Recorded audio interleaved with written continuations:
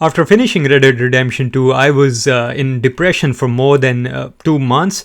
I know everyone that has played this game, they can relate to that. RDR2 is one of the most finest works from Rockstar. We know this company for delivering its amazing projects like GTA 5, Payne games, Max Payne 3, 2, 1, all of these games. But Red Dead Redemption 2 was like on another level. When the game starts, everyone is skeptical because the pacing is really slow. You are like in these snowy mountains, and you are thrown all of this information, and you are figuring out things, and you don't have a lot of faith in this game. Also, you have seen these streamers. It's really funny when they are talking about, they're complaining constantly about the game, the slow pacing, and in the end you see them crying while the Arthur Morgan's journey is concluding. So yeah, RDR2 basically has a step-by-step thing to it. Like you go on a missions, you do things, and the world step-by-step opens up to you. It does things gradually. Okay, so the family tree starts to unfold from the very beginning of the game, like in the very early missions. RDR2 does this very brilliantly. It makes you feel like you're joining a family. In the middle of a blizzard, you sent to rescue John Marston, risking your life for someone you barely know. Then you meet Dodge, the passionate leader, Hosea, the wise old mentor, Charles. You meet Jack and Abigail. They are not just quest givers or NPCs. They eat together, argue together, and protect each other. Before you realize it, these people start feeling like your own family. Like they're real people at this point. Okay, so after a lot of robberies and missions and side quests and all of this stuff, the first major turning point for me was the death of Hosea Matthews. After a lot of campfires, laughs, and quiet moments, you watch Hosea losing to, you lost Hosea basically to a bullet, and it was really something for me at least. I was like, quiet for a few minutes that we actually lost Hosea. So yeah, you realize in that moment that this game is not just about outlaws, and it's the world is really unforgiving. You also realize that it's about family and the cost of your every single choice. Okay, after that, the game starts getting more aggressive and more interesting, and yeah, the missions and everything keeps on, getting harder and harder. But at some point, like the major change in the game again was the Arthur Morgan's illness. When we find out that he has tuberculosis, it was really hard. Arthur Morgan's story isn't just about guns, robberies, or surviving the Wild West. As the game goes on, it slowly becomes a story about a man running out of time. When he was diagnosed with the tuberculosis, everything changes. Like Rockstar doesn't just tell you he's sick. They make you feel it, like he's coughing all the time. He's literally coughing blood. And the character that you've been playing after all this time, it's really hard to, see him in this situation. You see a constant decline in his health. His face becomes thinner. His eyes lose that spark. And even riding his horse the horse is even different. He doesn't have that energy anymore.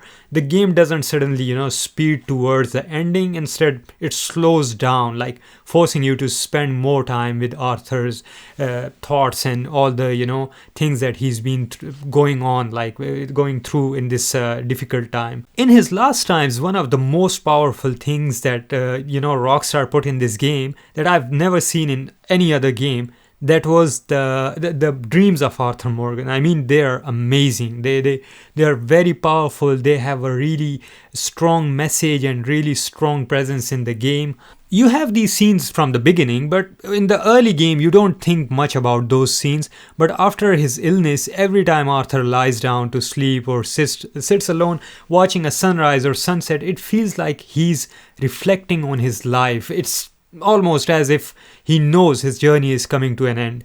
Okay, if you have played Arthur with high honor, you'll see a deer in his dreams. The deer symbolizes peace, compassion, and redemption. It's basically a reflection of Arthur becoming a better man, someone who wants to help others, make amendments to his mistakes and stuff. The other players with low honor, they would see a wolf. The wolf represents his darker side, violence, selfishness, and his life of an outlaw that continues to consume him. Rather than finding redemption, these visions suggest Arthur is trapped by the choices he's made and unable to escape the consequences of his past. Okay, so game forums and websites and Reddit and all these places are full of experiences from people. You'll find post after post from people saying different things. Some of them, they are saying that they genuinely cried when Arthur died.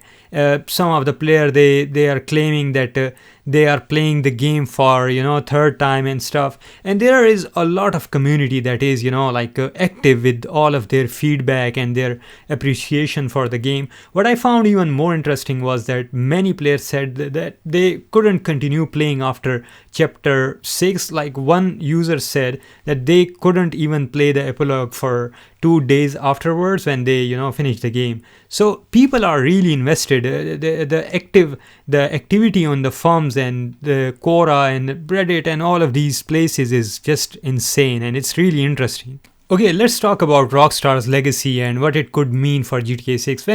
When people talk about Rockstar games, they usually mention the massive open worlds, the attention to detail, or the freedom to do almost anything.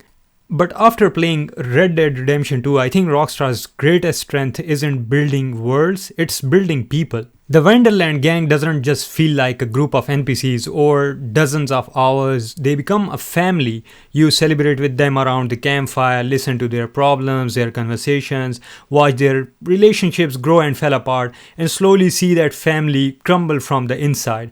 By the end of the game, you are not just like losing Arthur, you are losing entire way of life that you've been living at this point. And that is the exact thing, that separates Rockstar from the other studios. They don't just create sandbox full of missions. They create characters that players genuinely care about, like Arthur Morgan, Dutch, John, Hosea, Sadie, Charles. Years after release, people still care about these characters and they talk about them. And this brings us to GTA 6. If Rockstar can combine the freedom and chaos that Grand Theft Auto is known for with the same emotional depth and like character development we saw in Red Dead Redemption 2, GTA 6 could become more than just another blockbuster. It could redefine that players expect from an open world narrative. And of course, we won't know until the game is in our hands. GTA has always had a different tone than Red Dead, with like more satire, more humor and fast-paced action. So there is no guarantee if it will aim for the same emotional experience or not. But if Rockstar has learned anything from Arthur Morgan's story, it's that players don't just remember great gameplay, they remember the greatness of the characters. Okay, so finally I just want to say this game has a really special place in my heart. This game is always in my laptop, in my hard drives. I have multiple copies of this game at this point. And yeah, this game is amazing. If you are watching video till this point, please comment down below what was the most difficult part for you in this game. There are different games, like there are amazing stories. You have Uncharted, you have Last of Us, you have Metro Exodus games. You have different games and their stories and they are respectable. But this game is really on a very different level. You can comment down below and tell us what was your favorite or most emotional part in this game. And yeah, see you in the next one. Thank you for watching.